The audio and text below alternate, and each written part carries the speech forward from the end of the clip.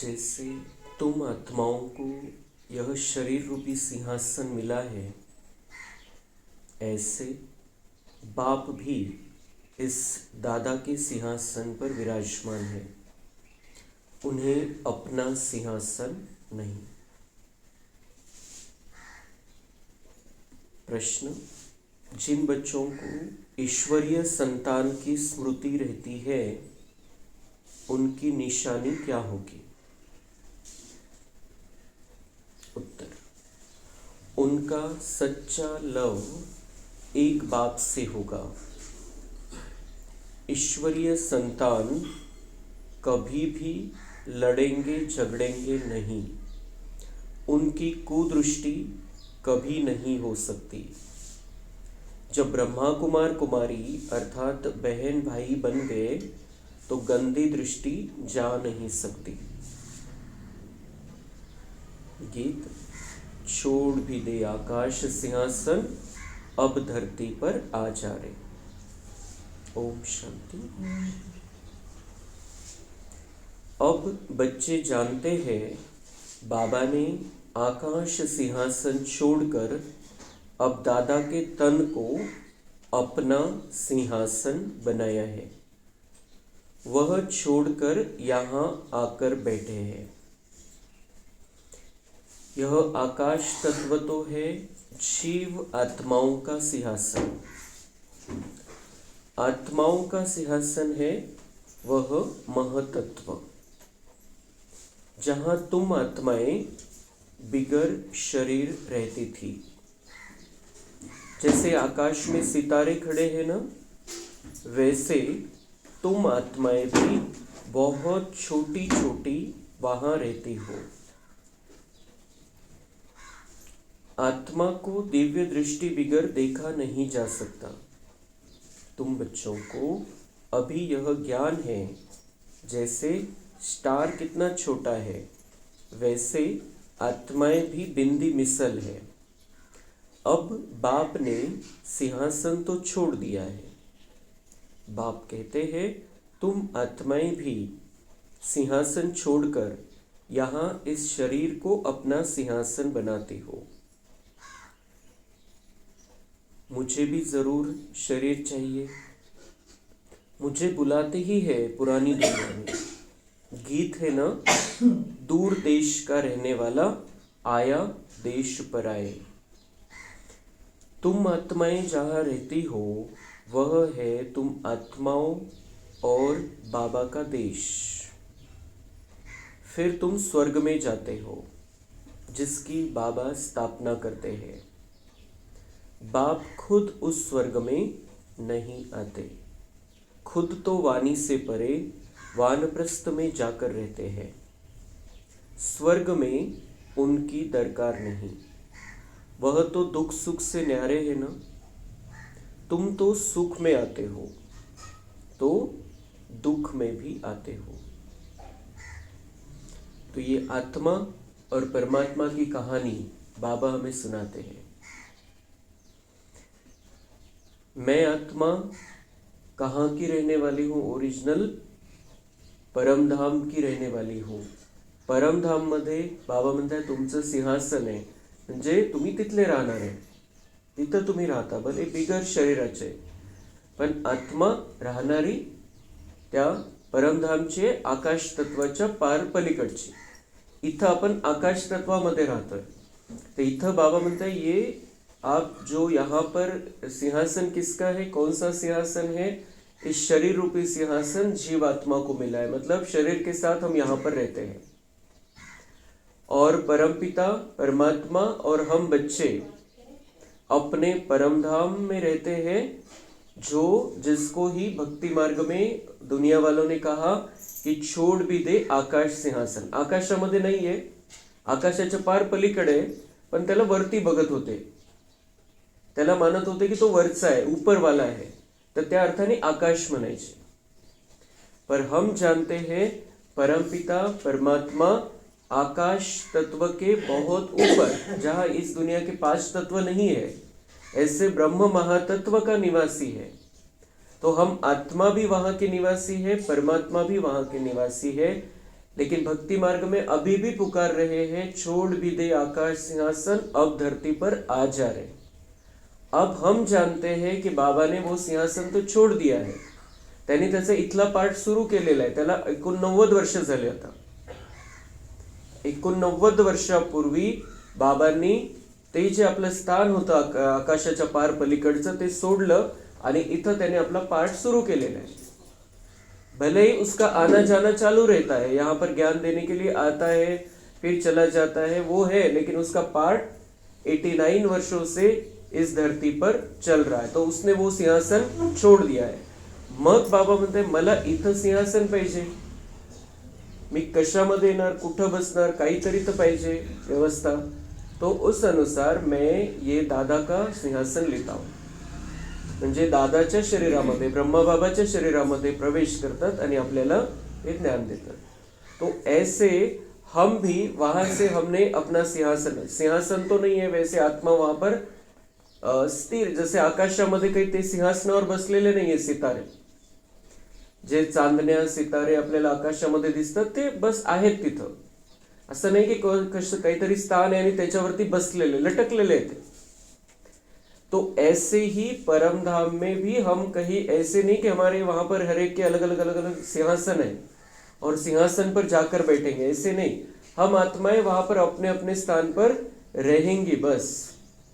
जसं काही उभं राहायचंय, लटकायचंय, ऐसा वो हमारा जो परम धाम है. लेकिन वो जो स्थिति है जो हम वहां पर रहते हैं, फुल चार्जिंग हो जाती. पण तिथं लटकून राहण्यामध्ये किंवा तिथं नुसतं त्या परमधाम मध्ये नुसतं त्या स्थितीमध्ये राहण्यामध्ये की बस लटकलेले कायमचे, त्याच्यामध्ये कुठला आनंद आहे? ते आवश्यक आहे. आपलं घर आहे, विश्रांतीची आवश्यकता आहे, चार्जिंग आवश्यक आहे, म्हणून आपण परमधाम मध्ये. पण तिथं राहण्यामध्ये कुठला आनंद? आणि भक्ती मार्ग जो चाललेला आहे तो कशासाठी चाललेला आहे? मोक्ष प्राप्त करायचा आहे. म्हणजे जन्म मृत्यूच्या चक्रात यायचंच नाहीये, त्यासाठी इतकी मेहनत करताय. तर तिथं जाऊन लटकून राहण्यामध्ये कोणता आनंद आहे? वहां न शांति का अनुभव है, मतलब शांत रहेगी आत्मा, अंदर से चार्जिंग होती रहेगी, लेकिन अनुभव करने के लिए शरीर चाहिए. इसलिए उस हिसाब से वहां पर आत्मा को शांति का अनुभव भी नहीं है, सुख का अनुभव भी नहीं है, शक्ति का अनुभव भी नहीं है, प्यार का अनुभव भी नहीं है. तो तिथं राहण्यात मतलब काय? लेकिन ये कोई सोचता नहीं, बस नाही यायचे जन्म मृत्यूच्या चक्रामध्ये, एवढेच त्यांची कल्पना आहे. इथपर्यंतच त्यांच्या बुद्धीची लेवल है कि हमें नहीं आना है, ये ऐसी दुनिया है. लेकिन बाबा ने हमें ये इतना ये सुंदर जानकारी दी है कि तुम जो यहाँ पर आए थे पहले, तो ये दुनिया सुखधाम थी. इस दुनिया में सुख ही सुख था. इस दुनिया के सुखों की, शांति की, आनंद की कल्पना भी नहीं कर सकते हैं. इतनी सुंदर दुनिया में तुम आए थे. 2500 वर्ष वैसी ही दुनिया थी जहां दुःख का नामो निशान नहीं था. आपण आपलं हे चित्र बघत राहायचंय, म्हणजे ते आपल्या मधल्यामध्ये पक्क होत जातं की हम क्या थे, क्या हो गए हैं और फिर से क्या बनना है. तो हम वहां से आए, 2500 वर्ष संपूर्ण सुख में थे, फिर दुख थोड़ा थोड़ा शुरू हुआ आणि हे जे शेवटचे जन्म आहे, या शेवटच्या जन्मामध्ये आपली चार्जिंग संपली, विकारांचा जास्त प्रभाव झाला, जो काही आसुरी स्वभाव आहे त्याचा परिणाम झाला. आणि म्हणून आपले हे 1-2 जन्म, आपल्याला या जन्माचं माहिती आहे. ये जन्म हमें लगता है कि बहुत दुख है, ये दुनिया अच्छी नहीं है. हे 1-2 जन्म आपले ब्राह्मणाचा तर 1-2 जन्म असे खराब, जो बाबा के बच्चे बनते हैं उनके लास्ट के 1-2 जन्मों में ज्यादा हिसाब निकलता है. बाकी क्योंकि हमने 5000 वर्ष की रिकॉर्डिंग बनाई होती है अच्छी, तो हमारा जीवन द्वापर के बाद भी अच्छा ही चलता है. जिसने अच्छी रिकॉर्डिंग बनाई है अभी संगम पर, तो हमारा अच्छा ही चलता है. पण आता थोडं थोडं प्रत्येक जन्मामध्ये जे भोगलेलं नाहीये, ज्याचा हिशोब आपण, तो एकदम एकखट्टी येतो इथं. कारण आपल्याला प्युअर बनवायचंय बाबांना. ड्राम्यानुसार आपण प्युअर बनवून परमधाम मध्ये घरी परत जाणार आहे. धर्मराजची सजा न खाता आपल्याला जर परत जायचंय तर इथं हे सगळे हिशोब निघतात. पण आनंदाची गोष्ट ही आहे की बाबा आपल्या सोबत आहे. जेव्हा हा हिशोब निघतोय कर्माचा, तेव्हा बाबा सोबत है. तो जब ऐसे संगम के समय पर हमें बाबा मिला है, तो ऐसे बाबा को हमें एक पल भी छोड़ना नहीं है. एक पल के लिए भी बाबा से दूरी नहीं होनी चाहिए, क्योंकि ये 5000 वर्ष के बाद हमारी मुट्ठी में आया है, हमारी पकड़ में आया है. 5000 वर्ष के बाद हम और वो 5000 वर्ष से, म्हणजे आपल्या हिशोबाने जर बघितलं इथल्या हिशोबाने, तर 4975 वर्षानंतर जवळपास तो आपल्याला परसोड्यामध्ये भेटलेला आहे, असं आपण पकडू शकतो. तो ऐसा बाबा जो हमें मिला है और हमारी 5000 वर्ष की सुंदर रिकॉर्डिंग करना चाहता है, तो अब उसे एक पल के लिए भी हमें छोड़ना नहीं है, तैयारी करनी है, अपने आप को देवता बनाना है. हमारा पुरुषार्थ मोक्ष का नहीं है. मोक्ष का वो जो आत्माएं मोक्ष के लिए मेहनत कर रही है, जो भक्ति मार्ग में इतना सब कुछ कर रहे हैं कि बस आत्मा परमात्मा में लीन हो जाए, संपूर्ण टाकायचे स्वतःला, आणि ते संपणार नाहीये, पार्ट अविनाशी है, लेकिन फिर भी वो मेहनत कर रहे हैं. किस लिए मेहनत कर रहे हैं? उनको लगता है मोक्ष में आनंद है, मोक्ष में शांति है, काय पडलेलं आहे या दुनियेमध्ये. लेकिन वो उस अनुभव को कभी भी प्राप्त नहीं कर पाएंगे. त्यांना अनुभव कधीच येणार नाहीये. मोक्षामधले आनंद, शांती, प्रेम, शक्ती हा अनुभव त्यांना संपूर्ण 5000 वर्षामध्ये कुठल्याच कल्पामध्ये येणार नाहीये. लेकिन हम बाबा के बच्चे इतने लकी है, जो हम परमधाम में तो जाएंगे थोड़े समय के लिए, लेकिन अभी संगम युग पर बाबा हमें वो अनुभव दिलाता है, मोक्ष की शांति, मोक्ष का आनंद, मोक्ष का प्रेम, मोक्ष की शक्ति. वो अनुभव सिर्फ और सिर्फ बाबा के बच्चे कर सकते हैं. हम यहाँ बैठे बैठे वो अनुभव कर सकते हैं मन बुद्धि के द्वारा.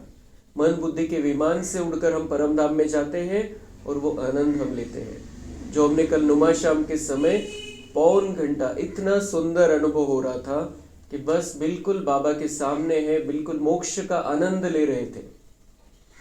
तो वो इस प्रकार का जो अनुभव है मोक्ष का, वो सिर्फ और सिर्फ बाबा के बच्चों के नसीब में है. तो जिनके नसीब में है वो आनंद प्राप्त करते हैं. जो बड़े बड़े भक्ति करने वाले हैं उनको भी वो उनको पता ही नहीं है ब्रह्म महातत्व कहाँ है, तो वो अभी तो जा ही नहीं सकते हैं. आता तर बस पोहोचू आपण तिथं, यासाठी मेहनत चाललेली आहे. आणि तिथं पोहोचल्यावर बाबांनी सांगितलेले बिना शरीर की कोई अनुभव नहीं है. म्हणजे तिथं त्यांना तो अनुभव बिल्कुल नहीं है, फक्त विश्रांति बस. और जब नीचे आएंगे तब ये दुनिया बिगड़ चुकी होगी, म्हणून ते पुन्हा मेहनत करतात की नाही यायचं या दुनियेमध्ये. ते कधी येणार इथं? जेव्हा दुनिया बिघडलेली दिसेल त्यांना, द्वापर नंतर खाली येणार.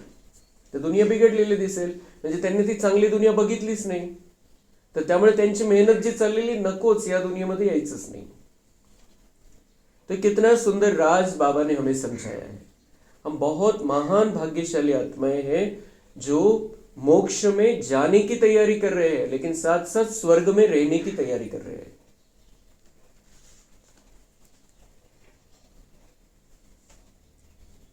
अभी तुम जानते हो हम ब्रह्मा कुमार कुमारियां बहन भाई है, एक दो में कुदृष्टि का ख्याल भी नहीं आना चाहिए. यहाँ तो तुम बाप के सम्मुख बैठे हो, आपस में बहन भाई हो, पवित्र रहने की युक्ति देखो कैसी है. यह बातें कोई शास्त्रों में नहीं है. सभी का बाबा एक है तो सभी बच्चे हो गए ना. सभी का बाबा एक है तो बच्चे हो गए सभी. और भक्ति में भी पुकारते थे उसको कि तुम मात पिता हम बालक तेरे. सगळेच पुकारतात, सगळे.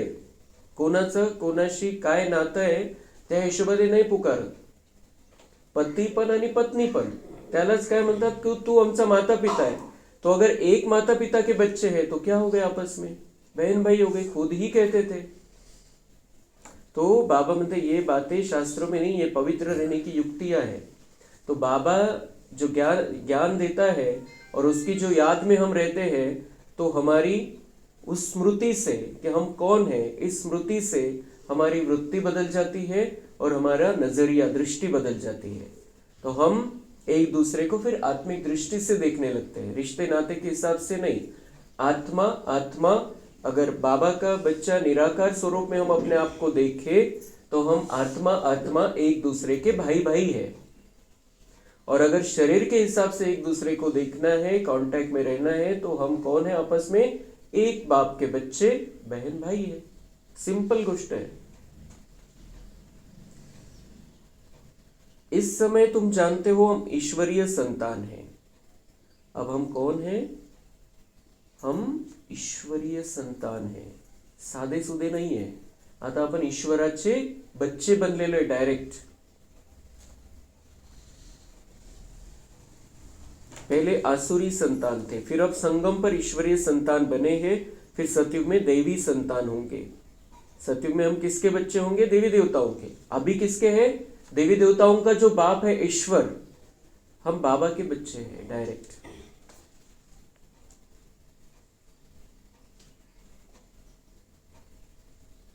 यह चक्र का बच्चों को मालूम पड़ा है।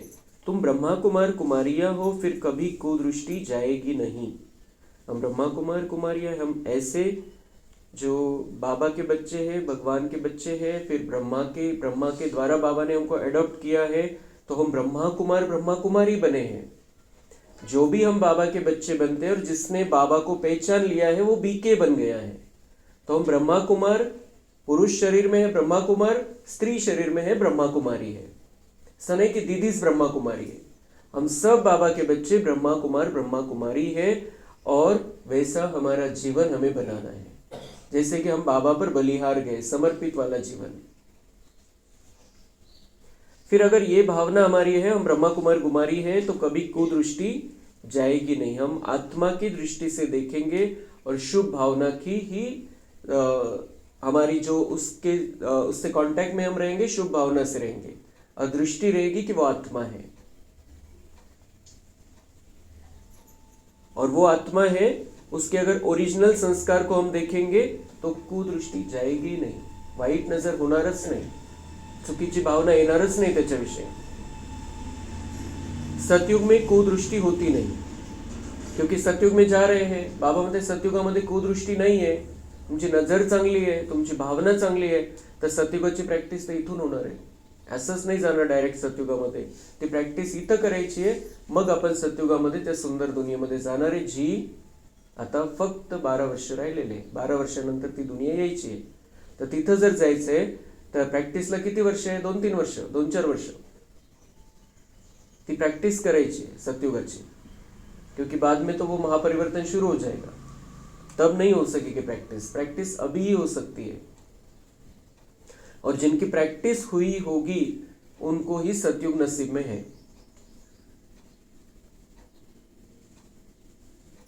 कुदृष्टि रावण राज्य में होती है। तुम बच्चों को सिवाय एक बाप के और कोई की याद नहीं रहनी चाहिए। सबसे जास्ती एक बाप से लव हो जाए। मेरा तो एक शिव बाबा, दूसरा न कोई।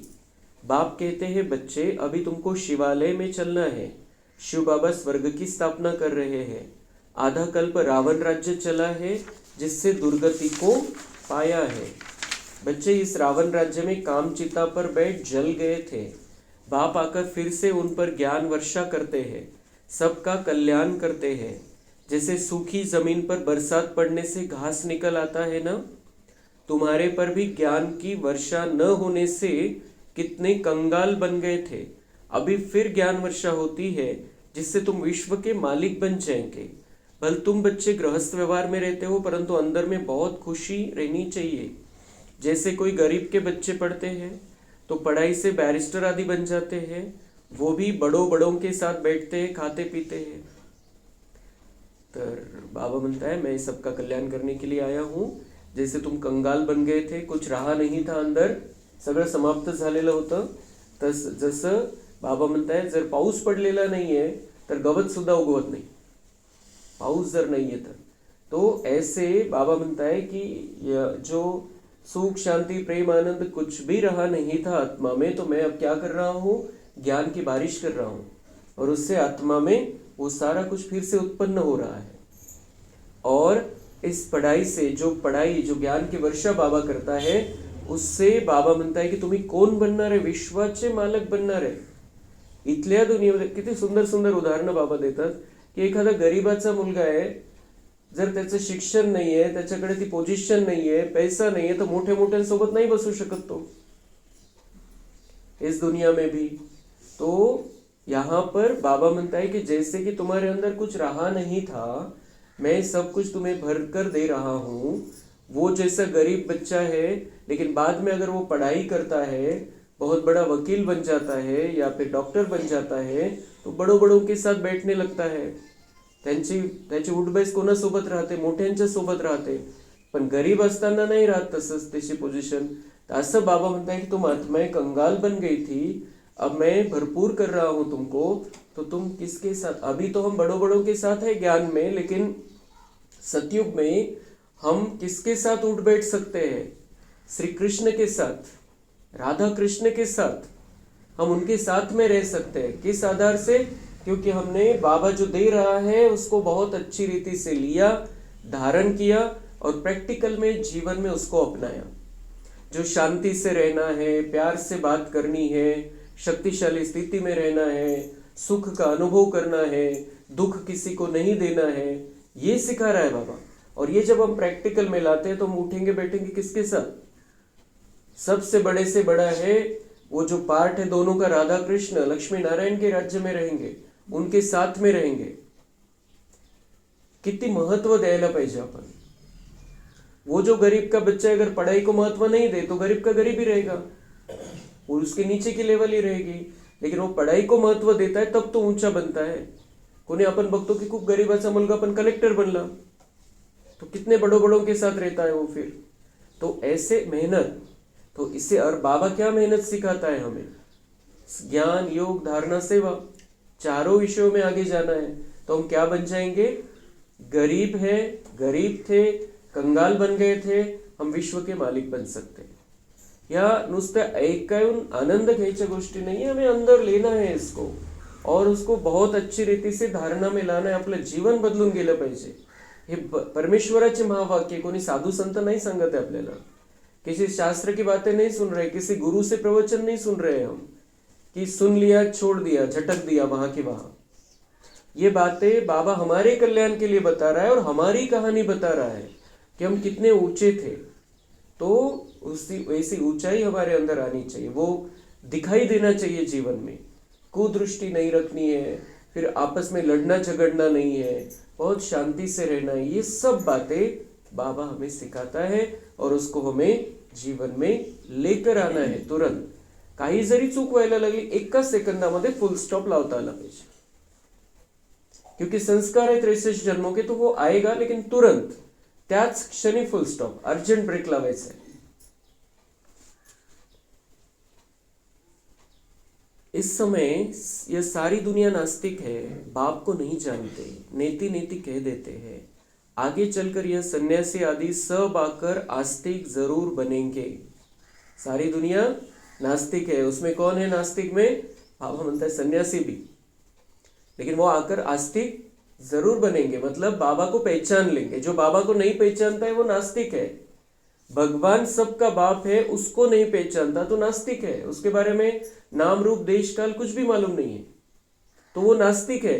बाबा म्हणते वो सन्यासी आकर आस्तिक बनेंगे. कितने कब बोला था बाबा ने ये? 1965 के लगभग, 60 वर्षापूर्वी आजपासून. लेकिन हम आज देख रहे कितने सन्यासी आते रहते हैं, बिना बुलाए भी आ जाते हैं. इतने सन्यासी सेंटर्स पर मधुबन में पहुंच रहे हैं. और ये कब कहा था बाबा ने? जब ब्रह्मा कुमारी के बारे में गलत धारणाएं थी, जब वो मानते थे कि ये इनका सब कुछ अलग है, ये कुछ अलग ही बता रहे हैं. ऐसे समय पे बाबा ने कहा था की ये सब संन्यासी आएंगे. आणि आता ते होऊन येत आहे सगळे. त्यांच्याशी आता ते तर बोलून दाखवतात की आम्ही तर इथं राहून जातो. वो अंदर रिकॉर्डिंग नहीं है, पार्ट उनका वैसा नहीं है, इसलिए वैसा होता नहीं है. लेकिन मन में भावना तो उत्पन्न हो जाती है कि यहाँ जो शांति, मैंने पूरे जीवन में जो कुछ भी किया है उससे शांति नहीं मिली, लेकिन यहाँ 2 दिन रहा तो शांति शांति है.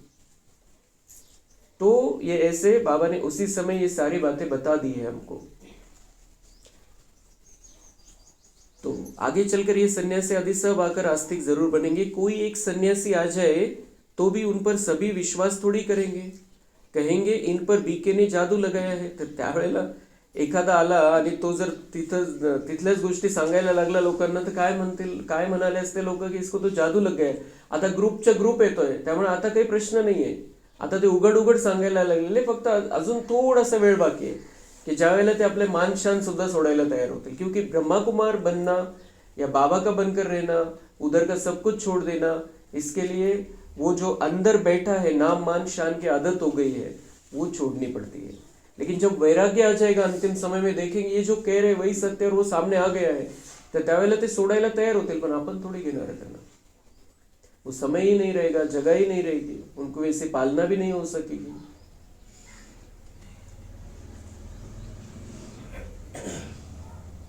तो क्या क्या होगा अगर एक अकेला आ जाए तो क्या कहेंगे कि इन पर बीके ने जादू लगाया है. उनके चेले को गद्दी पर बिठाए उनको उड़ा देंगे. अगर वो ऐसे कुछ बातें करने लगा तो उनका कोई शिष्य बैठ जाएगा गद्दी पर और उनको भगा देंगे वहां से. इसलिए वो उस समय किसी ने हिम्मत नहीं की. अभी तो ऐसे उदाहरण है कि उन्होंने छोड़ दिया है सब कुछ संन्यास और इधर बाबा के बन गए. ऐसा थोड़े उदाहरण है अभी. तो यह है बड़ा वंडरफुल ड्रामा. बाबा म्हणता ये आश्चर्यकारक, बहुत सुंदर ऐसा ये ड्रामा बना हुआ है. इसमें बहुत अलग अलग बातें, बहुत मजेदार बातें भी होती रहती है. अभी तुम बच्चे आदि से लेकर अंत तक सब जानते हो. तुम्हारे में भी नंबरवार पुरुषार्थ अनुसार धारण कर सकते हैं. बाप के पास सारा ज्ञान है, तुम्हारे पास भी होना चाहिए. बाबा के पास सारा ज्ञान है, हमारे पास भी ये सारा ज्ञान होना चाहिए. सब कुछ लेना है. बाबा जो जो दे रहा है वो सब कुछ लेना है हमें. बच्चों को बहुत रहमदिल बनना है. बाप कहते हैं अपने ऊपर भी रहमदिल बनो, बेरहमी नहीं बनो. रहमदिल बनना है दुनिया वालों के लिए तो रहमदिल बनना है, लेकिन बाबा पहले कहते हैं अपने लिए रहमदिल बनो. अपने पर बेरहमी मत करो, स्वतःचं अकल्याण नका करून घेऊ. अपना कल्याण करना, बाबा के कहने पर चलना मतलब खुद पर रहम करना. पहिले तर स्वतःची दया आली पाहिजे की माझं जीवन कसं झालं होतं आणि बाबा आता कसं बनवायला आलेलं आहे तसं मला बनायचंय.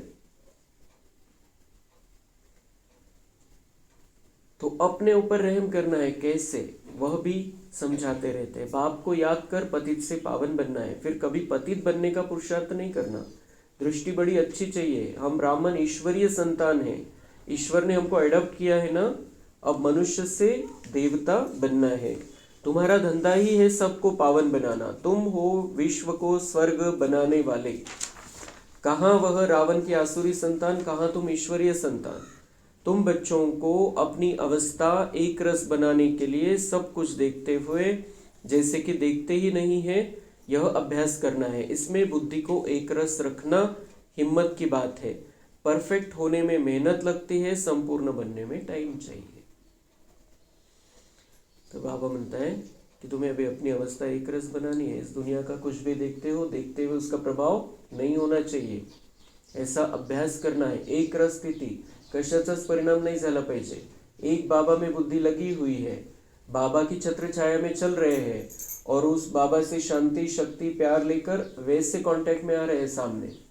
बोलणं चालणं व्यवहार वागणं सगळं त्या पद्धतीचं की बाबा से वो ले रहे हैं और यही देना है बस, मेरे बोलने के द्वारा, मेरे भावना के द्वारा.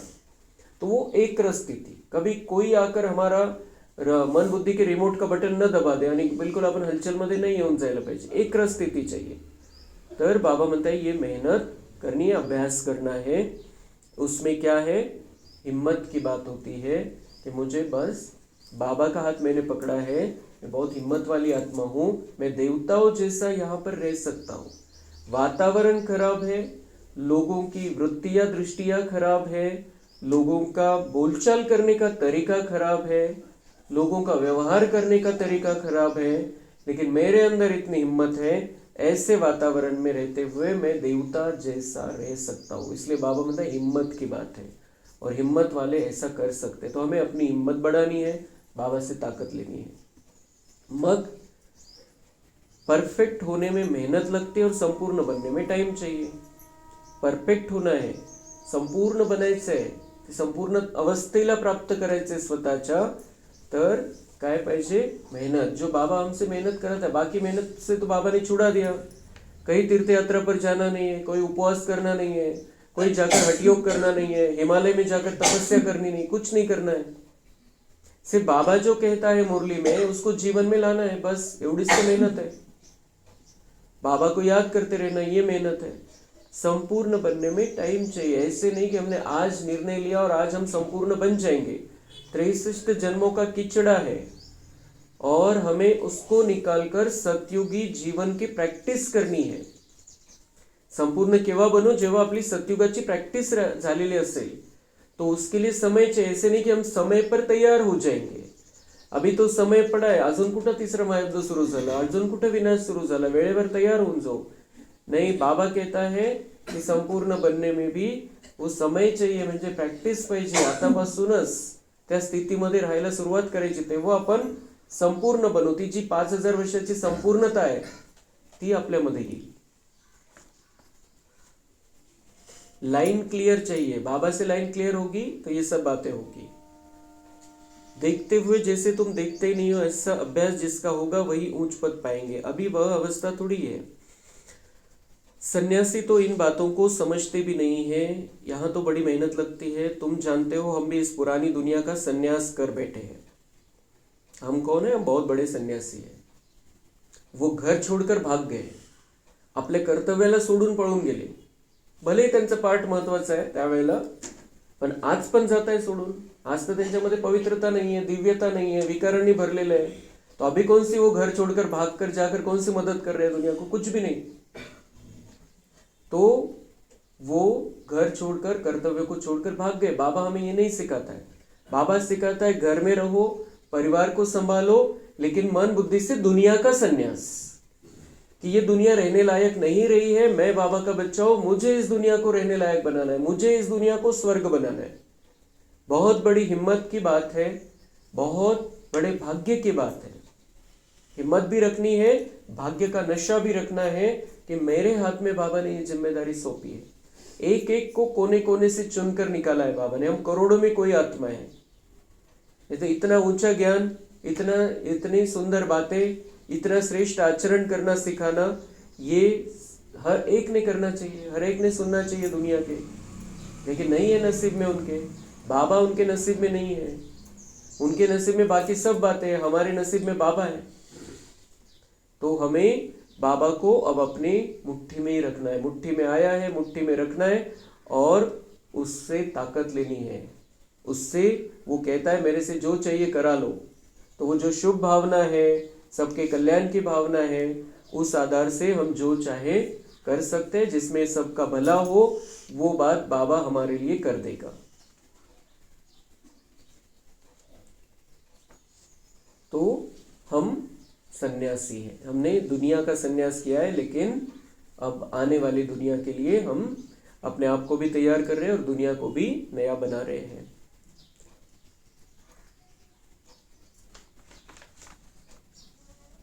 तुम्हारे लिए सब दिन लकी है।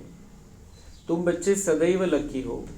गुरुवार के दिन बच्चों को स्कूल में बिठाते हैं, यह रस्म चली आती है। तुमको अभी वृक्षपति पढ़ाते हैं। यह बृहस्पति की दशा तुम्हारी जन्म जन्मांतर चलती है।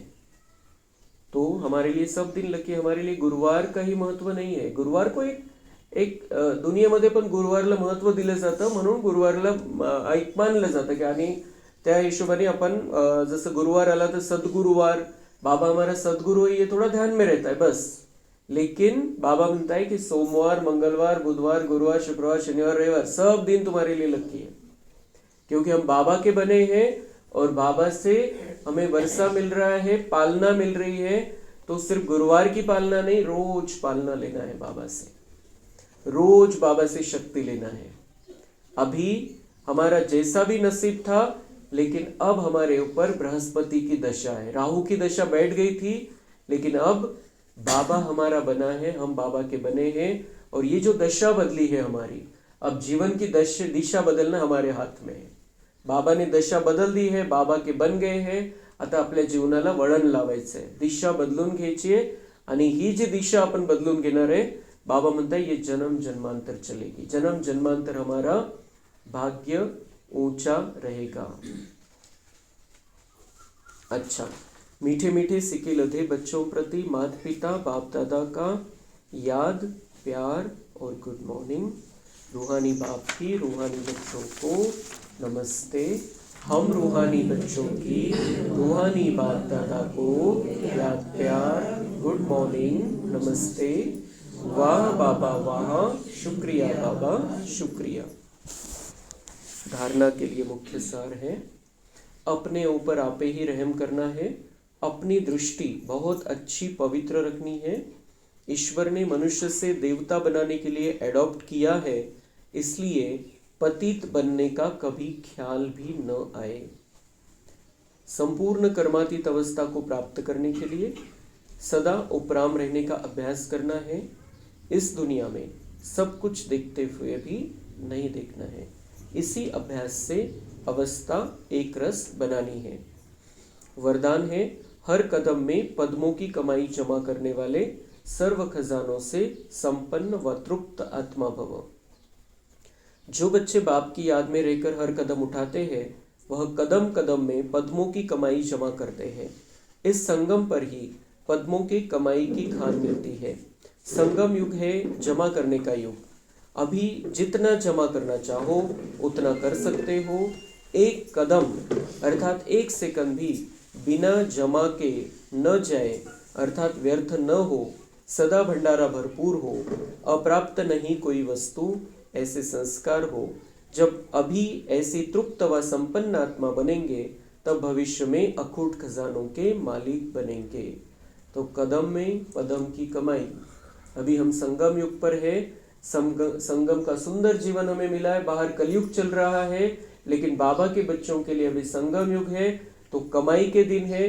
कमाई के रास्ते, जो हमारे साथ में आने वाली कमाई है, उसके रास्ते हमें खोज कर निकालने हैं। उस रास्ते पर चलना है।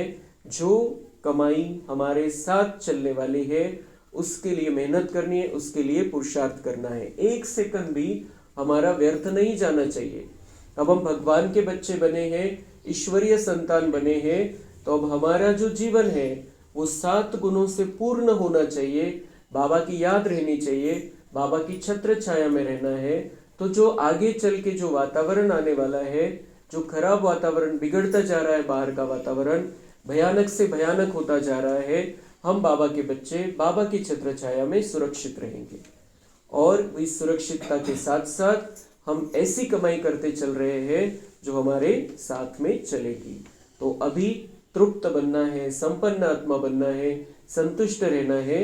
और तो अगर ये स्थिति हमारी यहाँ पर आज हो जाएगी, तो भविष्य में अखूट खजाने के हम मालिक बनेंगे। अनलिमिटेड खजाना आपल्याकडे राहील। स्लोगन है, कोई भी बात में अपसेट होने के बजाय नॉलेजफुल की सीट पर सेट रहो।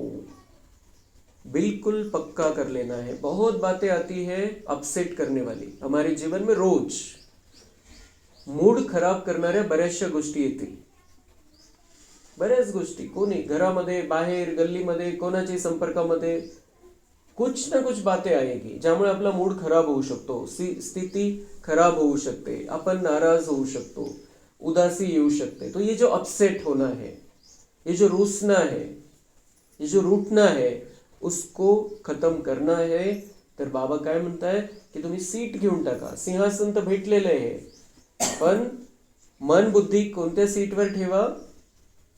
नॉलेजफुल। हम ज्ञानी आत्माएं हैं। बाबा ने सब कुछ दे दिया है, हमें सारा ज्ञान दे दिया है। वो जो ज्ञान का सागर है हमारे पर, उसने उस ज्ञान की वर्षा कर दी है, कर रहा है रोज। तो हमें इस ज्ञान की सीट को छोड़ना नहीं है। ज्ञान युक्त स्थितीने ज्ञान मध्ये ठेवून आपल्याला जी व्यक्ती समोर आहे, जी परिस्थिती आलेली, तिला बघायचं है। ज्ञान बुद्धि में रख के ये सोचना है कि ड्रामा फिक्स है। ड्रामा में कोई कुछ भी कहे, कितना भी चाहे, हम भी चाहे या दूसरा कोई चाहे, ड्रामा बदल नहीं सकता है।